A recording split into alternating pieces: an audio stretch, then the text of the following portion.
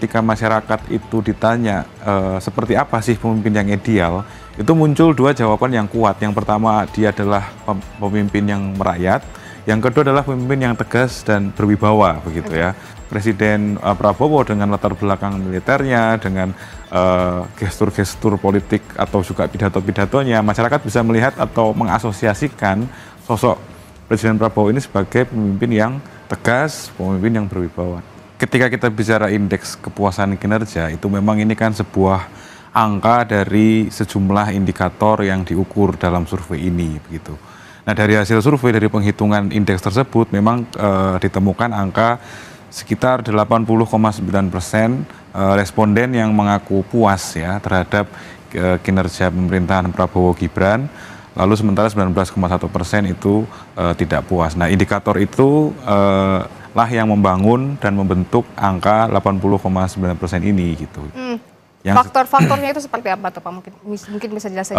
Iya, kalau kita bicara sekilas dulu ya, karena tadi kan juga sebenarnya kita dalam survei ini juga ditanyakan alasan-alasannya begitu ya.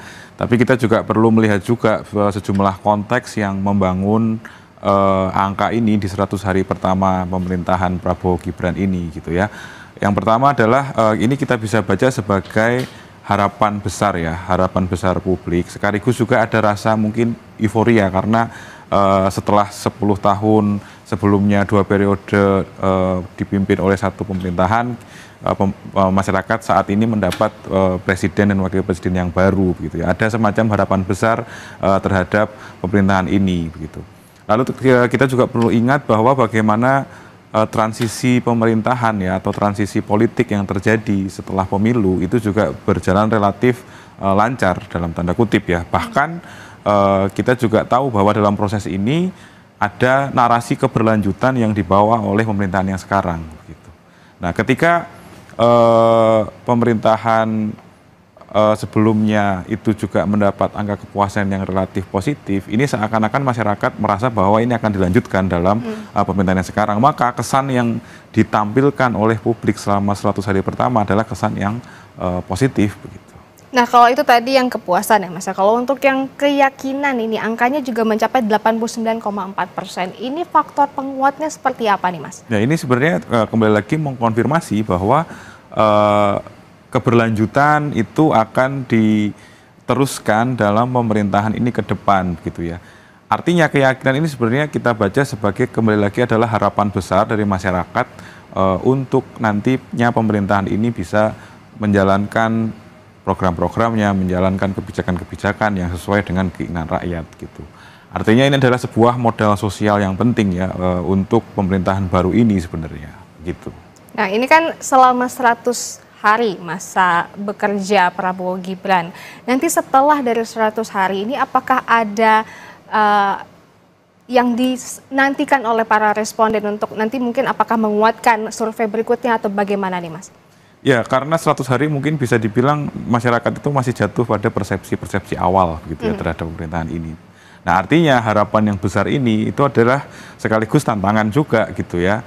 Apakah nantinya pemerintahan yang akan berjalan ke depan itu tetap bisa menjaga atau menjalankan program-programnya dengan baik. Nah, harapan inilah yang perlu dijawab oleh pemerintahan Prabowo Gibran dalam hari-hari berikutnya, dalam bulan-bulan berikutnya hingga periode ini berakhir begitu. Nah, dalam perjalanan itu tentu akan ada survei-survei, tentu akan ada evaluasi lagi, dan di situ kita bisa melihat bagaimana komunikasi politik dalam tanda kutip ya antara masyarakat dengan pemerintah ini bagaimana, apakah ada keyakinan atau kepuasan yang meningkat atau sebaliknya masyarakat masih menunggu program-program yang lebih baik.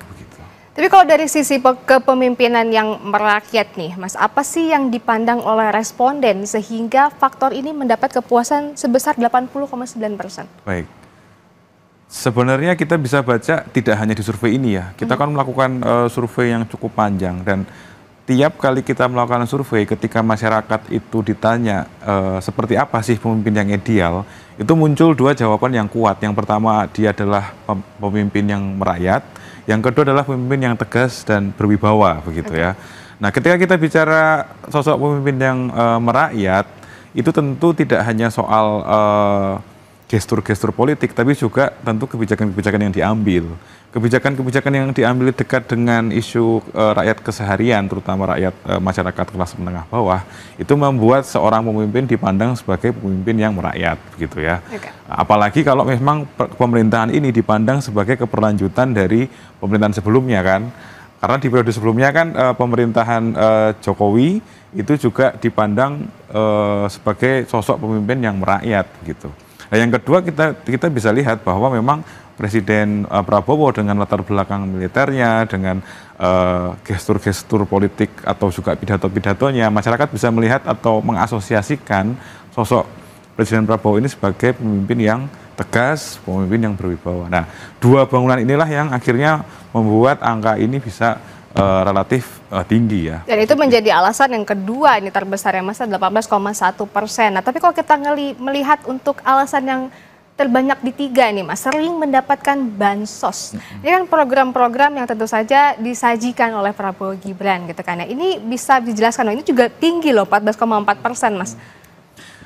Ya, kita harus juga ingat bahwa struktur masyarakat di Indonesia itu kan relatif lebih banyak masih di kelas menengah dan terutama menengah bawah gitu ya.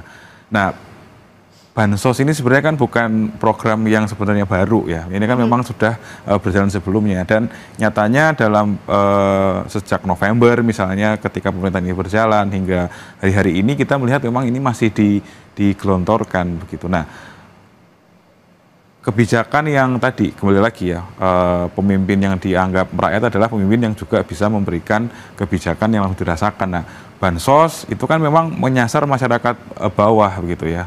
Dan tren kita sebut misalnya secara hati-hati tren kebijakan yang populis ya, kebijakan yang mengutamakan rakyat gitu. Itu kan memang sudah berjalan dan ini tampaknya memang akan dilanjutkan di pemerintahan yang ini gitu. Dan karena ini keseharian dapat dirasakan masyarakat, maka masyarakat melihat ya ini memang jadi alasan kenapa mereka memberikan apresiasi. Gitu. Bukan karena program bansosnya semakin banyak gitu Mas? Bisa jadi seperti itu juga gitu ya, bahwa semakin banyak masyarakat yang terdampak, semakin masyarakat yang menerima. Walaupun kalau kita lihat di sisi yang sebaliknya sebenarnya masih ada catatan kan tadi soal bansos, karena di titik ini juga masyarakat sebenarnya juga merasa ada yang belum pas begitu.